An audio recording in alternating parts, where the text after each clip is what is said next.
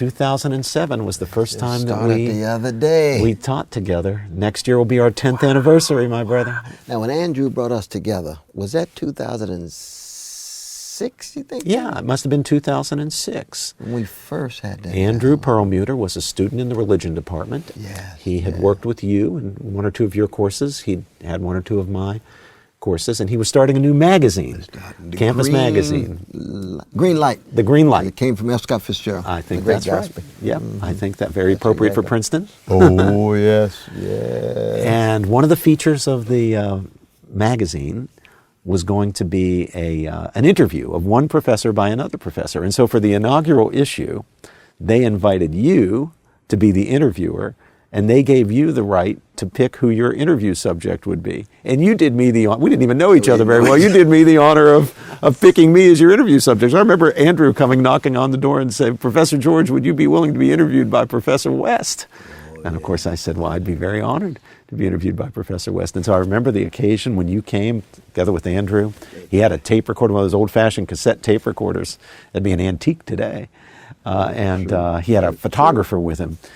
And I think we were supposed to talk for an hour, and we ended up talking for 4 hours. And then I said, I have to go have dinner. My wife Cindy's going to be waiting for me, wondering what happened to me. And you walked me down to my car, where I held my hand on the car latch for about another half hour. Another 30-minute dialogue. While we kept going at it. I do recall. I said, no, I think we've got something special here, though, because there's no doubt our spirits and our souls resonated. And intellectually, we were just on fire talking about the great classical and canonical texts. And that's when we decided to teach together. We figured, we've got to teach a class together, a great books class. Yeah. From Plato through Newman all the way up to Martin Luther King Jr. I remember that very well. For the first class, you chose 6 books and I chose 6 books, and we decided that we would each choose books that were important in our own intellectual odyssey. And then after that, we just chose all the books together for the future seminars that we taught. Almost 10 years. Yeah, almost 10 years. Do you remember some of the authors from the very first one? Of course, we had Plato's Gorgias. Plato. That text, the Gorgias, had been very important for me in my intellectual journey. That's what opened my mind to philosophy when I was an undergraduate at Swarthmore. You recommended Luther's Babylonian Captivity of the Church, which I had never read. I forgot. Yeah, and only when I read it did I finally understand how one man, an obscure monk, could turn the whole of Christian civilization in Europe on its head and cause a revolution, a reformation, because it is such a powerful polemic. Of course, as a Catholic, I needed to hear that. Now we're celebrating the 500th anniversary of I don't know if I'm celebrating, but it's the 500th anniversary of the Reformation. But you introduced me to that text, and that shed a lot of light on the history of Christian civilization in the West and how the Reformation actually happened. Let's see, what else did we read? We read Hayek and we read Marx. Hayek and Marx. We read Marx's Communist Manifesto. We insisted on reading both. That's exactly right. And I remember one of the books you chose was Leo Strauss' Natural Right and History. Oh, yes. That's right. Now, people would be surprised about that because they think, Cornel West, he's a big leftist.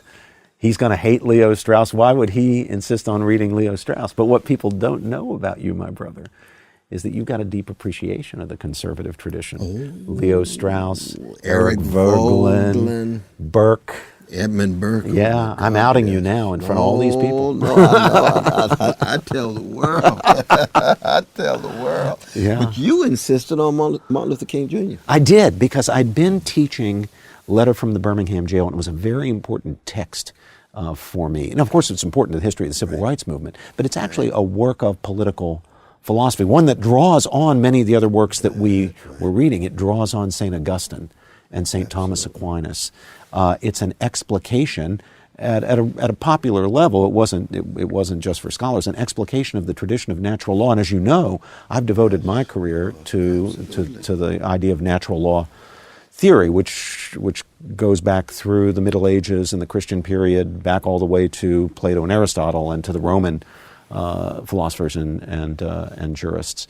So King is a kind of synthesizer and summarizer in the context of the civil rights struggle of these treasures of civilization that give us reason to believe that there are standards above the merely human law, moral standards, principles of natural law, under which the human law always stands in judgment. Absolutely. That's how we can judge human law to be good or bad, right or wrong, just or unjust. If it weren't for those standards, as King points out, then there would be no saying that Hitler was wrong or Hitler was bad, or that Mother Teresa is good. That's right. We'd be left in a kind of swamp of relativism and ultimately nihilism.